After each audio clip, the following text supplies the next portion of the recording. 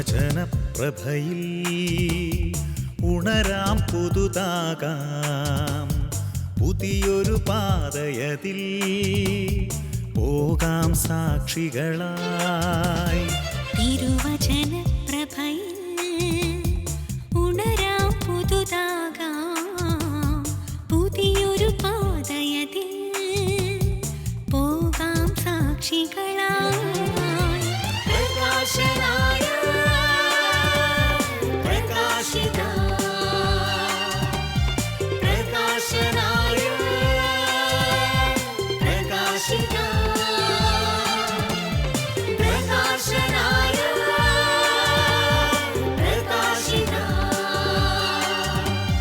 പ്രകാശനായ പ്രകാശിത.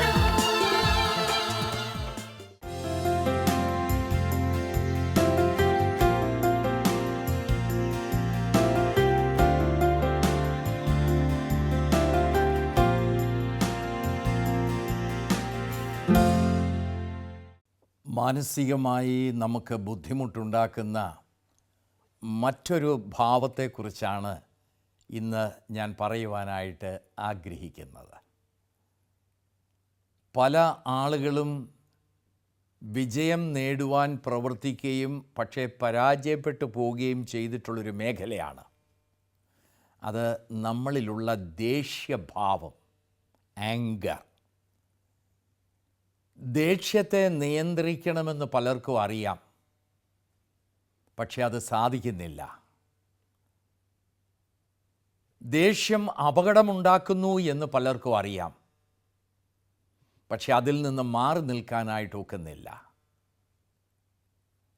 എങ്ങനെയാണ് നമ്മുടെ ദേഷ്യത്തെ നമുക്ക് നിയന്ത്രിപ്പാൻ സാധിക്കുന്നത്? അതാണ് ഇന്ന് അല്പസമയം നമ്മൾ ചിന്തിക്കണം എന്ന് ആഗ്രഹിക്കുന്നത്.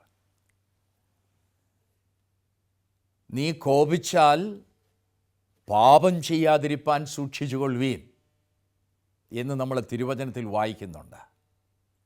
അപ്പം നമ്മുടെ കോപം പാപത്തിലേക്ക് നയിപ്പാൻ സാധ്യതയുണ്ട് എന്നുള്ളൊരു മുന്നറിയിപ്പാണ് അവിടെ തരുന്നത്. നമുക്കെങ്ങനെയാണ് ദേഷ്യമുണ്ടാകുന്നത്? അതൊന്ന് മനസ്സിലാക്കിയിട്ട് നമുക്ക് അടുത്ത പടിയിലേക്ക് പ്രവേശിക്കാം. ദേഷ്യം അല്ലെങ്കിൽ നമുക്കുണ്ടാകുന്ന കോപം, ഇതൊക്കെ നമ്മുടെ വ്യക്തിത്വത്തിൻ്റെ ഭാഗമാണ്. എല്ലാ മനുഷ്യർക്കും ദേഷ്യമുണ്ട്, എല്ലാ മനുഷ്യർക്കും കോപമുണ്ട്. എന്നാൽ അതിന് ഏറ്റക്കുറച്ചിലുണ്ടെന്നേ ഉള്ളൂ, അതിൻ്റെ ആഴത്തിൽ വ്യത്യാസമുണ്ടെന്നേ ഉള്ളൂ. എല്ലാ മനുഷ്യരിലും ഇതുണ്ട്. അതിൻ്റെ അർത്ഥം ഇത് നമ്മുടെ വ്യക്തിത്വത്തിൻ്റെ ഭാഗമാണെന്നാണ്. അതുകൊണ്ട് ദേഷ്യം അല്ലെങ്കിൽ കോപം എന്ന് പറയുന്നത് അത്ര മോശമായൊരു സംഗതിയായിട്ട് നമ്മൾ കണക്കാക്കരുത്. എന്നാൽ അത് എപ്പോഴാണ് മോശമായി തീരുന്നത് എന്നുള്ളതാണ് നമ്മൾ ശ്രദ്ധിക്കേണ്ടത്. നമ്മുടെ ഏത് വികാരവും നമ്മുടെ ചിന്തയിൽ നിന്നാണ് ഉണ്ടാകുന്നത്. നമ്മൾ എങ്ങനെ ചിന്തിക്കുന്നോ അതിനനുസരിച്ചുള്ള വികാരമാണ് നമുക്കുണ്ടാകുന്നത്. എന്തെങ്കിലും ഒരു നഷ്ടം നമ്മുടെ ജീവിതത്തിൽ ഉണ്ടാകുമ്പോൾ, ഇതെനിക്ക് വലിയൊരു നഷ്ടമായിപ്പോയി എന്ന് പറയുമ്പോൾ നമുക്ക് സങ്കടമുണ്ടാകും. നഷ്ടമല്ലെന്ന് പറയുന്നിടത്തോളം കാലം സങ്കടമില്ലല്ലോ. ഇതൊരു ലാഭമാണ് എന്ന് പറയുമ്പോൾ അവിടെ സങ്കടമല്ലല്ലോ, അവിടെ സന്തോഷമല്ലേ ഉണ്ടാകുന്നത്. അപ്പോൾ നമ്മൾ എങ്ങനെ ചിന്തിക്കുന്നോ ആ ചിന്തയ്ക്കനുസരിച്ചുള്ള വികാരങ്ങളാണ് നമ്മളിൽ ഉണ്ടാകുന്നത്. ദേഷ്യവും അങ്ങനെ തന്നെയാണ്. നമ്മുടെ ചിന്തയാണ് നമ്മിലുള്ള ദേഷ്യത്തെ ഉദ്ദീപിപ്പിക്കുന്നത്. നമ്മൾ എങ്ങനെ ചിന്തിക്കുന്നോ അതിനനുസരിച്ചുള്ള വികാരങ്ങൾ നമുക്കുണ്ടാകും. ഏതെങ്കിലും ഒരു രംഗത്ത് നിങ്ങൾ തോറ്റുപോകുന്നു എന്ന് ചിന്തിക്കുമ്പോൾ ഞാൻ തോൽക്കുന്നില്ല എന്ന് കാണിക്കേണ്ട ഒരു ആവശ്യം നമുക്കുണ്ടാകും. തോൽക്കുന്നില്ല എന്ന് കാണിക്കാൻ, ഞാനൊരു വിജയി തന്നെയാണ് എന്ന് കാണിക്കാൻ പലപ്പോഴും ദേഷ്യം നമ്മുടെ സഹായത്തിനെത്തും. ഒരു രംഗത്ത് നമ്മൾ മോശമായി പോകുന്നു, തോറ്റുപോകുന്നു എന്നറിയുമ്പോൾ നമ്മളെ തന്നെ ഡിഫെൻഡ് ചെയ്യുവാൻ, പ്രതിരോധിപ്പാൻ നമ്മുടെ മനസ്സെടുക്കുന്ന ഒരു തന്ത്രം കൂടിയാകാം നമ്മുടെ ദേഷ്യം. ഒരു കണക്കിന് ഒരു ഡിഫെൻസ് മെക്കാനിസമാണ്. അപ്പോൾ ഞാൻ തോൽക്കുന്നു എന്നറിയുമ്പോൾ ദേഷ്യത്തിലൂടെ ആ തോൽവിയെ വിജയമാക്കാൻ നമ്മൾ ശ്രമിക്കും. ഏതെങ്കിലും രംഗത്ത് ഞാൻ ചെറുതായി പോകുന്നു, I have become small in front of others എന്ന് ചിന്തിക്കുമ്പോൾ, ഇല്ല ഞാൻ വലിയ ആൾ തന്നെയാണ് എന്ന് കാണിക്കേണ്ട ഒരു ആവശ്യം അവിടെ വരും. അതിന് നമ്മൾ ഉപയോഗിക്കുന്ന ഒരു തന്ത്രമാണ് പലപ്പോഴും നമ്മുടെ ദേഷ്യം. എനിക്ക് അംഗീകാരം നഷ്ടപ്പെടുന്നു എന്ന് എവിടെയെങ്കിലും നമുക്ക് തോന്നിയാൽ അംഗീകാരത്തിനു വേണ്ടി ചിലർ ദേഷ്യം എടുക്കും. എൻ്റെ വാക്കുകൾക്ക് വില തരുന്നില്ല എന്ന് തോന്നുമ്പോൾ നമുക്ക് വിലയുണ്ടാക്കാനായിട്ട് നമ്മൾ ദേഷ്യപ്പെടും. അപ്പോൾ സാധാരണ നമ്മൾ ദേഷ്യപ്പെടുന്ന രംഗങ്ങൾ എവിടെങ്കിലും തോറ്റുപോയി എന്ന് നമ്മുടെ മനസ്സ് പറഞ്ഞാൽ അവിടെ നമ്മൾ ദേഷ്യപ്പെടും. ഞാൻ ചെറുതായിപ്പോയി എന്ന് നമ്മുടെ മനസ്സ് പറഞ്ഞാൽ അവിടെ ദേഷ്യപ്പെടും. അംഗീകാരം നഷ്ടപ്പെടുന്നു എന്ന് തോന്നുന്നിടത്ത് ദേഷ്യമുണ്ടാകാം. എൻ്റെ വാക്കിന് വില തരുന്നില്ല എന്ന് തോന്നുന്നിടത്ത് നമുക്ക് ദേഷ്യമുണ്ടാകാം. മറ്റൊരു രീതിയിൽ പറഞ്ഞാൽ ദേഷ്യം നമ്മൾ തന്നെ ഉണ്ടാക്കുന്നതാണ്. സാധാരണ നമ്മൾ ആളുകൾ പറയുന്നത് കേട്ടിട്ടുണ്ട്, അവൻ എന്നെ ദേഷ്യപ്പെടുത്തി. മക്കൾ പറയും അപ്പൻ ദേഷ്യപ്പെടുത്തി, അപ്പൻ പറയും മക്കൾ ദേഷ്യപ്പെടുത്തി, ഭർത്താവ് പറയും ഭാര്യ ദേഷ്യപ്പെടുത്തി, ഭാര്യ പറയും ഭർത്താവ് മുഖാന്തരം ദേഷ്യപ്പെട്ടു. അപ്പം നമ്മൾ ദേഷ്യപ്പെടുന്നതിൻ്റെ ഉത്തരവാദിത്വം പലപ്പോഴും നമ്മൾ മറ്റുള്ളവരില ആരോപിക്കുന്നത്. വേറെ ഒരാൾ മുഖാന്തരം നമുക്ക് ദേഷ്യമുണ്ടാകത്തില്ല. എൻ്റെ ദേഷ്യത്തിൻ്റെ ഉത്തരവാദി ഞാൻ തന്നെയാണ്. ഞാൻ എന്നെക്കുറിച്ച് എങ്ങനെ ചിന്തിക്കുന്നോ ആ ചിന്തയാണ് എനിക്ക് ദേഷ്യം തരുന്നത്. ഇപ്പോൾ ഉദാഹരണം പറഞ്ഞാൽ, നിങ്ങൾ നിങ്ങളുടെ മക്കളോട് ഒരു കാര്യം പറയുക, അവരത് അനുസരിക്കുന്നില്ല. അപ്പോൾ നിങ്ങൾക്ക് കുഞ്ഞുങ്ങളോട് ദേഷ്യമുണ്ടാകും. എന്തിനാ ദേഷ്യപ്പെട്ടതെന്ന് ചോദിച്ചാൽ അവൻ അനുസരിക്കാത്തത് കൊണ്ട്. അപ്പോൾ നമ്മെ ദേഷ്യപ്പെടുത്തി എന്താ? അവൻ്റെ അനുസരണക്കേട്. ആ കുഞ്ഞിൻ്റെ അനുസരണക്കേടാണ് നിങ്ങളെ ദേഷ്യപ്പെടുത്തിയതെങ്കിൽ, നിങ്ങൾക്കൊരു കൊച്ചു കുഞ്ഞുണ്ടെന്ന് വയ്ക്കുക, 2 വയസ്സുള്ളൊരു കുഞ്ഞ്. ഈ കുഞ്ഞിനോട് ഇങ്ങോട്ട് വാന്ന് പറയുമ്പോൾ ആ കുഞ്ഞ് അങ്ങോട്ട് പോകും. അത് കാണുമ്പോൾ നിങ്ങൾക്ക് ദേഷ്യമല്ലല്ലോ, സന്തോഷമല്ലേ ഉണ്ടാകുന്നേ? ആ കൊച്ചു കുഞ്ഞും അനുസരണക്കേടാണ് കാണിച്ചേ. ആ കുഞ്ഞ് അനുസരണക്കേട് കാണിച്ചപ്പോൾ നിങ്ങൾക്ക് സന്തോഷമുണ്ടായി. വലിയ കുഞ്ഞ് അനുസരണക്കേട് കാണിച്ചപ്പോൾ നിങ്ങൾക്ക് ദേഷ്യമുണ്ടായി. അനുസരണക്കേടാണ് ദേഷ്യപ്പെടുത്തിയതെങ്കിൽ ഈ 2 രംഗത്ത് നിങ്ങൾ ദേഷ്യപ്പെടണം. എന്നാൽ ഒരിടത്ത് ദേഷ്യം, മറ്റൊരിടത്ത് സന്തോഷം. എങ്ങനെയാണ് ഉണ്ടായത്? ഇത് രണ്ടും നിങ്ങളുടെ മനസ്സ് നിങ്ങളോട് പറയുന്നതാ. മൂത്ത കുഞ്ഞ് അനുസരണക്കേട് കാണിച്ചപ്പോൾ എന്തിനാണ് നിങ്ങൾ ദേഷ്യപ്പെട്ടത്? അവൻ അനുസരണക്കേട് കാണിച്ചപ്പോൾ നിങ്ങൾ നിങ്ങളെക്കുറിച്ച് എന്താ ചിന്തിച്ചത്?